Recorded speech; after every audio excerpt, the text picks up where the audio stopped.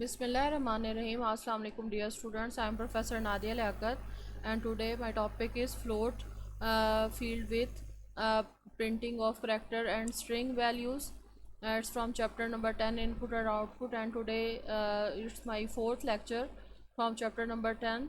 कल हम लोगों ने इंटीजर फील्ड विथ को देखा था। आज हम फ्लोट फील्ड विथ को देखेंगे और साथ में देखेंगे कि करैक्टर और स्ट्रिंग वैल्यूज़ जो हैं वो किस तरह से डिस्प्ले होती हैं यूजिंग फील्ड विथ। सबसे पहले देखते हैं कि फ्लोटिंग जो पॉइंट्स हैं उनकी जो फील्ड विथ है वो किस तरह से वर्किंग करती है, उसका क्या सिंटैक्स होता है। User can specify both field with and number of decimal place for floating point value. अब फ्लोटिंग पॉइंट वैल्यूज़ जो होती हैं उनके जो डेसिमल पॉइंट के बाद आपको पता है फ्रैक्शनल पार्ट होता है, यानी पॉइंट के बाद दूसरी वैल्यू होती है। सो पॉइंट से पहले और पॉइंट के बाद की वैल्यू जो है वो आप डिस्प्ले करवा सकते हैं फील्ड विथ के ज़रिए। Total field width should be large enough to display all digits before and after decimal points. So जो डेसिमल पॉइंट से पहले और बाद में जो आपके पास फील्ड विथ है आप उसको उसमें जो डिजिट्स हैं उनको जितना चाहें आप उनको इनलार्ज कर सकते हैं। इसका जो एक जनरल फॉर्मेट है या सिंटैक्स है उसे हम कहते हैं परसेंटेज m.n।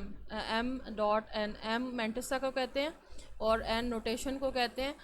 m जो वैल्यू है ये हमारी डेसिमल वैल्यू होती है जो पॉइंट से पहले होती है, और n हमारा फ्रैक्शनल पार्ट या डेसिमल पॉइंट वैल्यू होती है जो इशारिया या पॉइंट के बाद शो होती है, और f जो है वो फॉर्मेट स्पेसिफायर और फ्लोट के लिए यूज़ होता है। बिगिनिंग ऑफ फॉर्मेट स्पेसिफायर ये फ्लैग है परसेंटेज साइन, उसके बाद m है it represent the total field with including decimal point and fractional part. अच्छा, इसमें total number of column show होते हैं जो दोनों को कंसीडर करता है, यानी अगर यहाँ पे आपको प्रिंट एफ में 8 नज़र आ रहा है तो ये 8 कॉलम्स हैं। इसमें जो वैल्यूज़ हैं वो डेसिमल और फ्रैक्शनल दोनों इंक्लूड होंगी। ये नहीं होगा कि ये वाली 8 हों और आप कहें कि जी पॉइंट के बाद 2 तो ये तो 10 कॉलम्स बनते हैं। नहीं, टोटल नंबर ऑफ़ कॉलम जो हैं वो पॉइंट से पहले m जो है वो हमें बता देगा कि कितने नंबर ऑफ़ कॉलम्स जो हैं वो डिस्प्ले होंगे। n जो है ये हमें डिज़ायर्ड नंबर जो है डेसिमल का वो डिस्प्ले करता है। आप लोग मोबाइल में भी ये काम करते हैं और कैलकुलेटर पे भी ये काम करते हैं कि जब भी आप कोई भी कैलकुलेशन परफॉर्म करवाते हैं और पॉइंट्स में वैल्यू जो है वो बहुत ज़्यादा इंक्रीज़ होती है तो फिर आप राउंड ऑफ करते जाते हैं। ठीक है, तो राउंड ऑफ करने से वही वैल्यू जितनी आप चाह रहे होते हैं उतनी ही डिस्प्ले होती है। 8 जो है यहाँ पे वो क्या शो कर रहा है, नंबर ऑफ़ कॉलम्स को शो कर रहा है। ठीक है, उसके बाद हमारे पास जो इसका जो यहाँ पे कुछ इम्पॉर्टेंट पॉइंट्स हैं या इसको नोट आप कह लें कि ये आपने फ्लोटिंग पॉइंट के लिए याद रखना है, वो ये है the space of 2 columns is use for digits after decimal point. ठीक है, इसमें क्या है, इसमें जो स्पेस है वो यूज़ होगी 2 कॉलम्स की जो है डिजिट्स के लिए after decimal point. The value of n will be rounded off to 2 decimal places. तो ये जो n की वैल्यू है ये अगर हमने पॉइंट के बाद अगर हम चाह रहे हैं कि सिर्फ 2 वैल्यूज़ नज़र आएँ और जो वैल्यू है यहाँ पे वो 5 या 6 तक जा रही है, आगे लेंथ ही जा रही है, तो वो क्या होगा कि वो राउंड ऑफ होगी। और अगर ये थर्ड पॉइंट बहुत ही ज़्यादा इंपॉर्टेंट है, वो ये है the second digit of fractional part is increased by 1 if the third digit of fractional part is 5। यानी कि अगर 1 2 आपके पास है 3 4 6, तो अब जो 4 के बाद 6 है वो 5 से बड़ा है। सो जो जब हम वैल्यू को राउंड ऑफ करेंगे तो 1 जो है वो ऐड हो जाएगा 4 में, तो वो जो 3 4 है वो बन जाएगा 3 5। ये बहुत ज़्यादा इंपॉर्टेंट है। अब जो m है ये डेसिमल पॉइंट है और जो n है वो हमारे पास फ्रैक्शनल पार्ट है। ठीक है, और यहाँ पे आपके सामने एक वैल्यू है फ्रैक्शनल पार्ट को डिफ़ाइन करने के लिए कि वैल्यू है 5.246। अब आप देखें कि पॉइंट के और फॉर्मेट स्पेसिफायर हमने दिया 3.2, यानी कि पॉइंट के बाद इशारिया के बाद हमें 2 वैल्यू डिस्प्ले हों, लेकिन आप देखें कि जो 6 है ये ग्रेटर देन 5 है। ठीक है, तो क्या होगा कि 1 का इंक्रीमेंट हो जाएगा 4 के अंदर। सो हमें रिज़ल्ट कुछ इस तरह शो होगा 5.24 शो होना चाहिए था, लेकिन हमें शो होगा 5.25, क्योंकि जो 6 था इट इज़ जो इट इज़ बिगर दैन 5 या लार्जर दैन 5 या ग्रेटर दैन 5, सो इसीलिए इसका एक जो है वो 4 के अंदर इंक्रीमेंट होके ये बन जाता है 2 5। ये बात याद रखिएगा, क्योंकि फ्लोटिंग पॉइंट नंबर जब भी पेपर में क्वेश्चन आता है शॉर्ट में, तो बच्चे यहीं से मिस्टेक कर देते हैं कि वो इस चीज़ को जो है वो कंसीडर ही नहीं करते कि वो पहले फ्रैक्शनल पार्ट की सारी वैल्यूज़ को एक दफ़ा रीड कर लें। अब आपके सामने एक टेबल डिस्प्ले है जो मैंने आपकी बुक से कैप्चर किया है। इसके अंदर हम लोग जो है वो देखते हैं कि किस तरह से हमारे पास डिफरेंट फॉर्मेट स्पेसिफायर जो हैं वो वर्किंग कर रहे होते हैं। फील्ड विथ इसमें देखते जाते हैं वन बाय वन। अब आप देखें 6.2 यानी टोटल नंबर ऑफ़ जो कॉलम है वो हमारे पास 6 हैं। अब वैल्यू क्या है हमारे पास -25.41। अब हम इन्हें काउंट करना शुरू करते हैं 1 2 3 4 5 6। पॉइंट जो है ये भी एज अ वैल्यू काउंट होगा। सो अब आप देखें कि पूरा जो नंबर ऑफ़ कॉलम है 6 के अकॉर्डिंग हमें पूरी वैल्यू जो है डिस्प्ले होगी। नेक्स्ट है वैल्यू हमारे पास 3.14159। अब हमारे पास 5 कॉलम्स हैं और पॉइंट के बाद हमने 2 वैल्यूज़ डिस्प्ले करवानी है, ठीक है। तो अब पॉइंट से पहले हमारे पास 3 जो है, यहाँ पे कॉलम तो 5 थे लेकिन 3 वैल्यूज़ हैं, तो अब हम इसको देखते हैं कि किस तरह से डिस्प्ले होना है। अब जो पॉइंट के बाद 2 है वो 2 ही वैल्यूज़ जो हैं वो डिस्प्ले होंगी, बाकी वैल्यूज़ नहीं होंगी। सो आप देखें 1 4 डिस्प्ले हो जाएगा जैसे यहाँ पे डिस्प्ले हो रहा है, फिर पॉइंट आ गया एज अ वैल्यू, फिर 3। अब ये कॉलम 5 थे इसलिए 1 2 3 4 5 हमारे पास नंबर ऑफ़ कॉलम जो हैं वो इसमें कवर अप हो रहे हैं 5। उसके बाद आप देखें कि हमने फील्ड फॉर्मेट स्पेसिफायर दिया 3.5, ठीक है, वैल्यू सेम थी। तो यहाँ पे अब हमारे पास देखिए कि पॉइंट के बाद 2 वैल्यूज़ आ गई, पॉइंट और फिर 3। तो आप ये देखिए कि ये कॉलम बनते हैं 4, जबकि वैल्यू जो हमने कॉलम यहाँ पे सेट किया था वो था 3। तो इसीलिए हमारी जो वैल्यू है वो एक कॉलम जो है हमारा एक्सटेंड हो गया, उसने इसमें से स्किप किसी चीज़ को नहीं किया, पॉइंट के बाद 2 वैल्यूज़ ही डिस्प्ले करवाई। उसके बाद आप देखें कि 5.3 है, ठीक है, 5.3। अब पॉइंट के बाद की 3 वैल्यूज़ आ जाएंगी। अब आप देखें कि जो 5 है वो 1 से ग्रेटर है। सो आप यहाँ देखें कि 141 जो है यहाँ पे 142 बन चुका हुआ है, और पॉइंट के बाद जो 3 है वो एज इट इज़ आ गया। सो नंबर ऑफ़ कॉलम कितने थे 5, 1 2 3 4 5 कॉलम हमें यहाँ डिस्प्ले हो गए। उसके बाद है हमारे पास वैल्यू है 0.6786। अब आप यहाँ देखें, यहाँ हमारे पास डेसिमल पार्ट नहीं है, सिर्फ पॉइंट के बाद वाली वैल्यूज़ है, और नंबर ऑफ़ कॉलम्स हमने कितने दिए हुए हैं 4। तो जो एज अ डेसिमल पार्ट जो है 0 इधर ऐड हो जाएगा, और पॉइंट के बाद हमने 2 वैल्यूज़ दी थी। तो आप देखें यहाँ पे 8 जो है इट इज़ ग्रेटर दैन 5। सो इसका जो 1 है वो ऐड हो जाएगा 7 में। तो जो हमारे, और फिर साथ में जो उससे उससे नेक्स्ट पॉइंट था 9। सो हमारे पास 2 नंबर्स ऐड होंगे। सो यहाँ पे जो ये 7 था ये बन जाएगा 9, क्योंकि 9 भी ग्रेटर दैन था, 8 भी ग्रेटर दैन था, इसलिए यहाँ पे 2 वैल्यूज़ 2 दफ़ा जो 1 है वो ऐड हुआ 7 में, तो ये बन गया 9। सो 0.69 आपको नज़र आ रहा है, कॉलम्स की तादाद पूरी होगी 1 2 3 4। अच्छा, उसके बाद है -0.007। अब ये पॉइंट के बाद 3 है तो 3 ही वैल्यूज़ आ जाएंगी।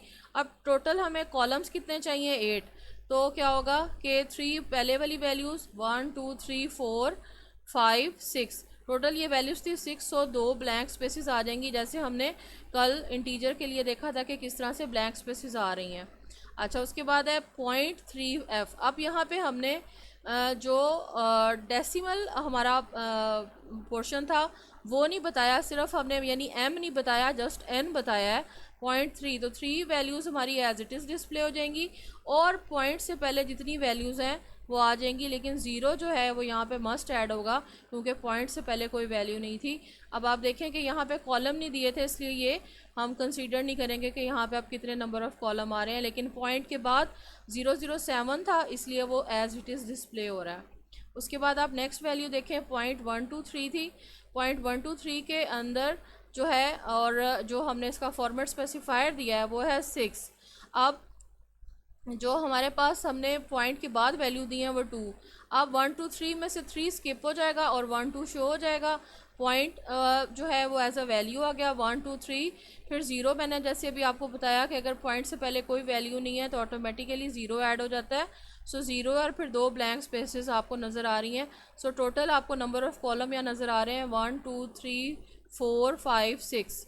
ठीक है, इसके बाद है परसेंटेज 4.2, यानी पॉइंट से पहले जो है हमारे पास पॉइंट के बाद हमें 2 वैल्यूज़ नज़र आएंगी। अब आप यहाँ पे देखें, वैसे तो 5 और 9 भी है, लेकिन पॉइंट से पहले छोटी वैल्यू थी, 4 के बाद डायरेक्ट 1 आ रहा है। सो यहाँ पे ऐड नहीं होगा। हमने यहाँ पे सेकंड वैल्यू के बाद थर्ड वैल्यू को देखना होता है।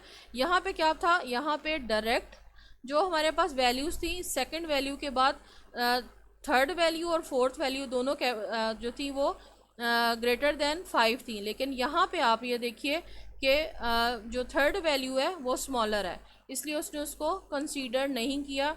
तो आपके पास जो है यहाँ पे जो वैल्यू है वो 3 एज इट इज़ शो हो जाएगी। 4 नंबर ऑफ़ कॉलम कितने हैं 4, तो 1 2 3 4। तो आपके पास यहाँ पे देखें 4 कॉलम आ गए और पॉइंट के बाद 2 वैल्यूज़ डिस्प्ले होगी।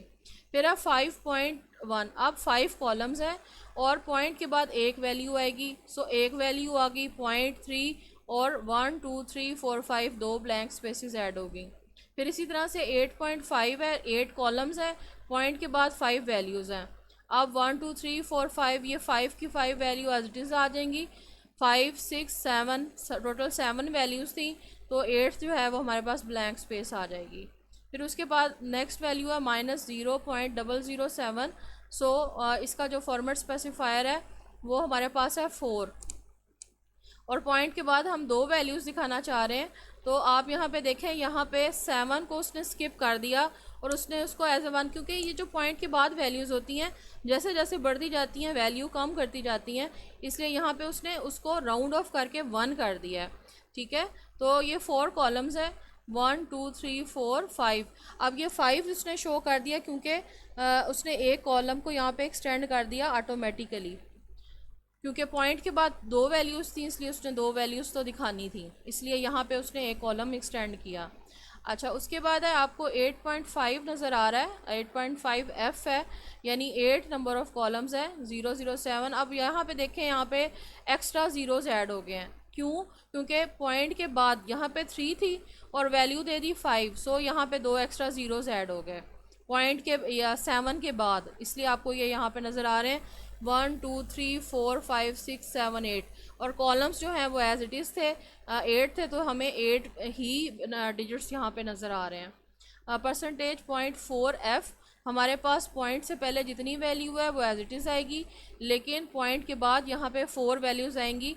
अब जो 5 है उसका और 5 के बाद 9 है, इसका जो एक है वो इंक्रीमेंट होके 1416 जो है उस सूरत में जो है वो हमें डिस्प्ले हो जाए। अब इसको हम एक प्रोग्रामिंग एग्जांपल के ज़रिए अंडरस्टैंड करते हैं। यहाँ पे ये प्रोग्राम जो है तमाम वैल्यूज़ को लेफ़्ट जस्टिफाइड कर रहा है। हमारे पास 4 फ्लोट वेरिएबल्स हैं जिनमें हमने डिफरेंट वैल्यूज़ जो हैं वो सेव की हुई हैं, इनिशियलाइज़ की हुई हैं। और फिर उसके बाद प्रिंट एफ में सबका जो फॉर्मेट स्पेसिफायर है वो आपको सेम नज़र आ रहा है। ठीक है, यहाँ पे सिर्फ और सिर्फ डिफरेंट वैल्यूज़ देने का मतलब ये था कि आपको पता चले कि एक ही फॉर्मेट एक ही जो फील्ड विथ है उसको यूज़ करते हुए हम मल्टीपल वैल्यूज़ का जो रिज़ल्ट है वो कैसे डिफरेंट फॉर्म में देखते हैं। ठीक है, सो अब इसकी आउटपुट आपको दिखाऊंगी बारी बारी। सबसे पहले आपको एक ही आउटपुट नज़र आएगी। अब आप देखें परसेंटेज 0.2 ज़ीरो, यानी m जो है वो सब में ज़ीरो है, यानी जितनी भी वैल्यू पॉइंट से पहले होगी वो आज डिस्प्ले हो जाएगी। और हमारे पास नंबर ऑफ़ कॉलम भी गिवन नहीं है, सो वो चीज़ कंसीडर नहीं होगी यहाँ पे। लेकिन पॉइंट के बाद n जो है वो हमारे पास गिवन है वो 2 है। सो जो पॉइंट के बाद वाली वैल्यूज़ हैं, जितनी भी हमारे पास यहाँ पे नंबर ऑफ़ वैल्यूज़ आप देखें, ये पॉइंट के बाद सिर्फ और सिर्फ 2 डिजिट्स ही डिस्प्ले करेंगी। जैसे जो हमारे पास फर्स्ट ए की जो वैल्यू है वो 8.36 डिस्प्ले हुई। अब ऊपर 8.358 था, लेकिन वो क्या हुआ कि 8 का 1 जो है वो 5 में ऐड हो गया और इस तरह से वो बन गया 36। सो 8.36 जो है वो हमें आउटपुट मिल गई।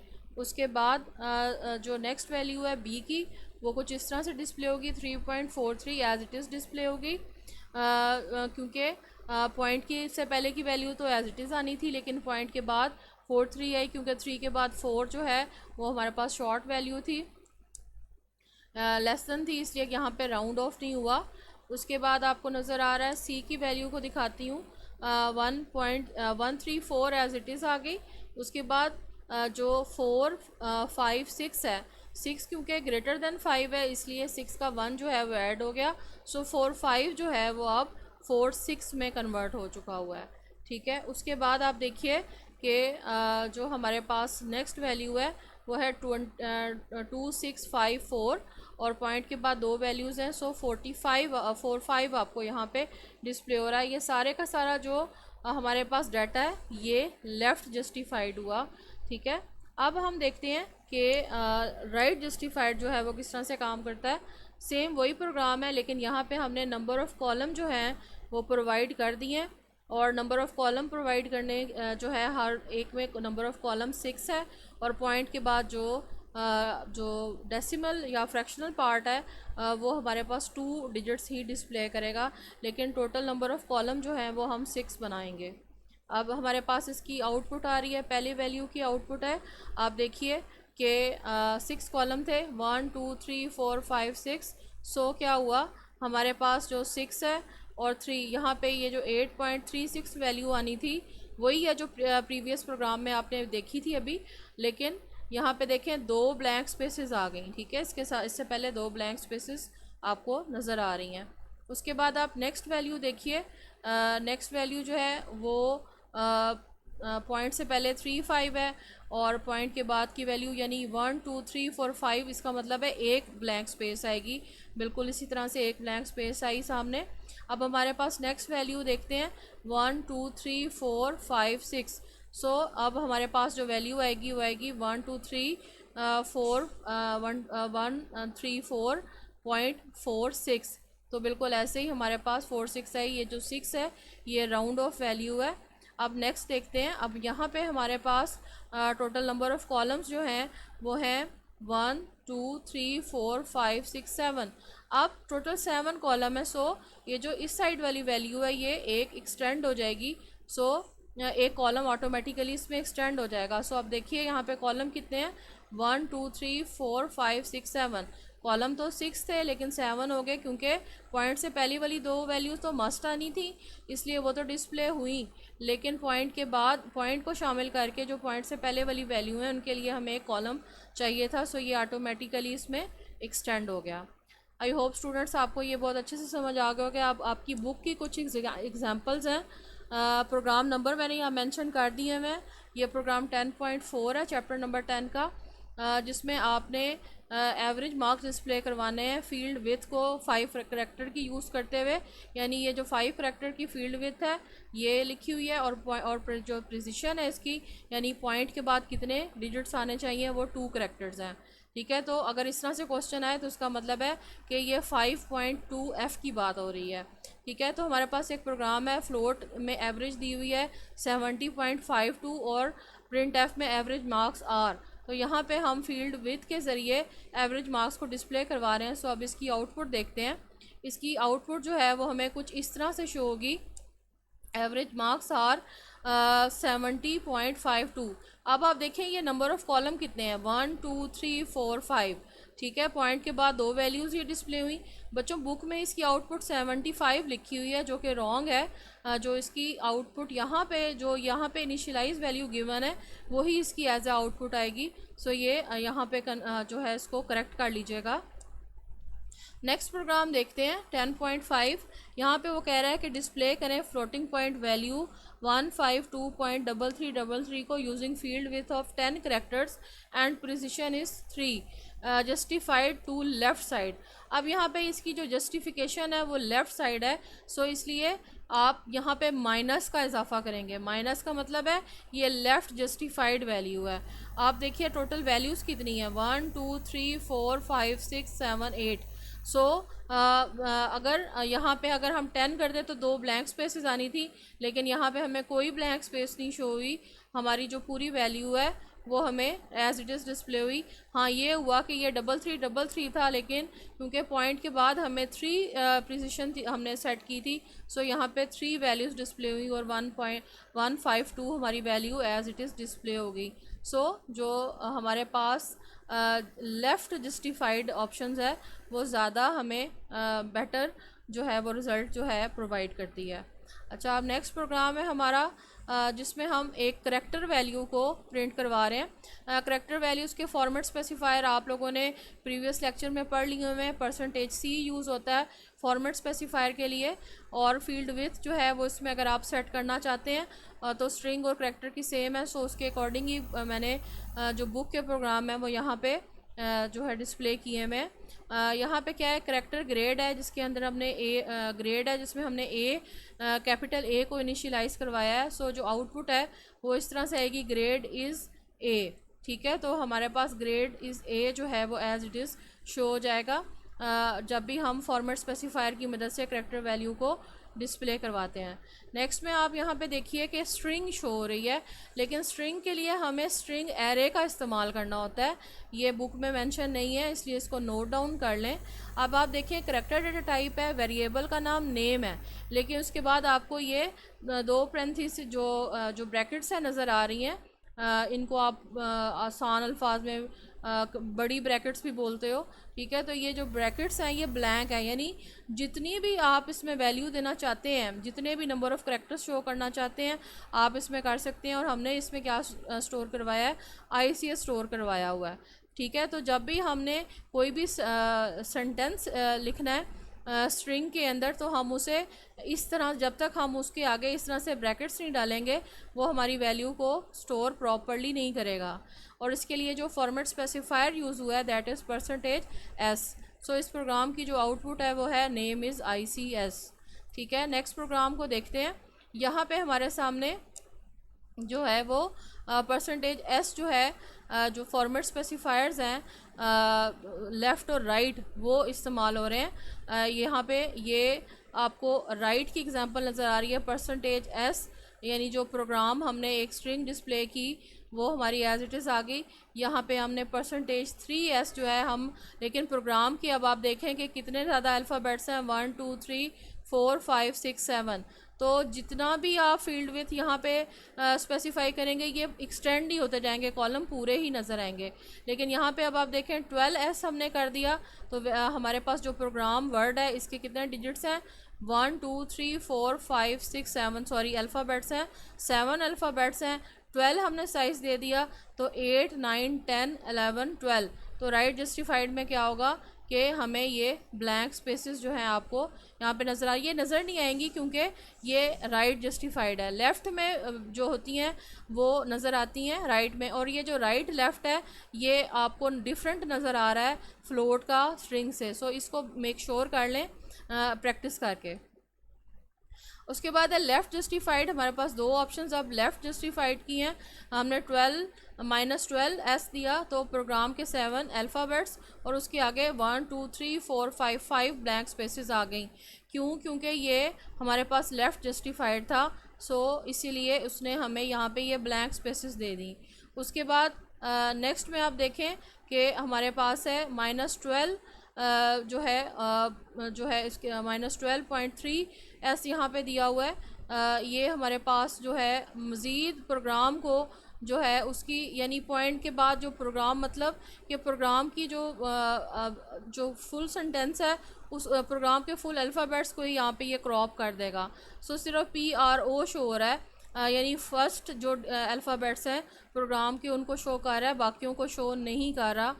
सो ये भी आप अगर करके देखना चाहते हैं तो इसको भी, यानी ये डिफरेंट जो एक्सपेरिमेंट्स हैं जो हमने यहाँ पे परफॉर्म किए हैं। -12 मतलब कि वो 12 ब्लैंक स्पेसेस हैं, 1 2 3 4 5 6 7 8 9 10 11 12। नंबर ऑफ़ कॉलम तो 12 ही हैं, ठीक है, लेकिन वो क्या हुआ कि साथ में उसने जो प्रोग्राम है उसके अल्फ़ाबेट्स को भी स्किप कर दिया। हालांकि ब्लैंक स्पेसेस हमारे पास, कॉलम्स हमारे पास मौजूद थे, लेकिन .3 की वजह से क्या हुआ कि सिर्फ और सिर्फ फर्स्ट 3 डिजिट्स अल्फ़ाबेट्स जो हैं वो डिस्प्ले हो गए। अब हमारे पास नेक्स्ट प्रोग्राम है, ये आपकी बुक से कैप्चर किया है मैंने। इसमें हमने राइट जस्टिफाइड भी किया हुआ है और लेफ़्ट जस्टिफाइड भी किया हुआ है। करेक्टर्स को हम एक पर्सन का नेम और उसका जो सिटी नेम है या उसका एड्रेस है उसको हम डिस्प्ले करवा रहे हैं। दो हमने करेक्टर एरे ले ली, करेक्टर नेम और एड्रेस, ठीक है। दोनों के आगे आपको ब्रैकेट्स नज़र आ रही हैं। अब नेम में हमने उस्मान स्टोर करवाया और एड्रेस में हमने फैसलाबाद स्टोर करवाया। नेम को हमने 25 इसकी विथ सेट कर दी, 25 यानी कॉलम सेट कर दिए, जबकि एड्रेस जो है ये हमारे पास जो है ये जो है वो किस तरह से डिस्प्ले हो रहा है, वो एड्रेस जो है वो लेफ़्ट जस्टिफाइड डिस्प्ले हो रहा है और नेम जो है वो राइट जस्टिफाइड डिस्प्ले हो रहा है। सो नेम से पहले आपको ब्लैंक स्पेसेस जो हैं वो ज़्यादा नज़र, आप ये ब्लैंक स्पेसेस कंप्यूटर इस तरह से दिखाता है, कॉलम्स की शक्ल में नहीं दिखाता, वो इस तरह से दिखाता है कि ये आपको इतनी ढेर सारी स्पेस जो है ये छूटने के बाद यहाँ पे वर्ड जो नेम उस्मान है वो नज़र आ रहा है। जबकि फैसलाबाद में वो -25 होने की वजह से जो है फैसलाबाद जो है वो एग्जैक्ट जो है स्क्रीन की जो स्टार्टिंग लोकेशन है वहाँ पे नज़र आ रहा है, ठीक है। आई होप सो स्टूडेंट्स आपको राइट जस्टिफाइड और लेफ़्ट जस्टिफाइड जो है बहुत अच्छे से क्लियर हो गया होगा। ये आप लोग माइक्रोसॉफ्ट वर्ड में भी कर चुके हुए हैं। जब आपने पैराग्राफ राइटिंग की थी तो कर्सर को लेफ़्ट जस्टिफाइड करना और राइट जस्टिफाइड करना ये बिल्कुल ऐसे ही है। जी स्टूडेंट्स, ये तो था हमारा आज का टॉपिक। आई होप सो आपको बहुत अच्छे से क्लियर हो गया होगा फील्ड विथ जो है। अगर इस टॉपिक के हवाले से कोई क्वेश्चन मुझसे करना चाहते हैं तो आप मुझसे पूछ सकते हैं। Thank you so much.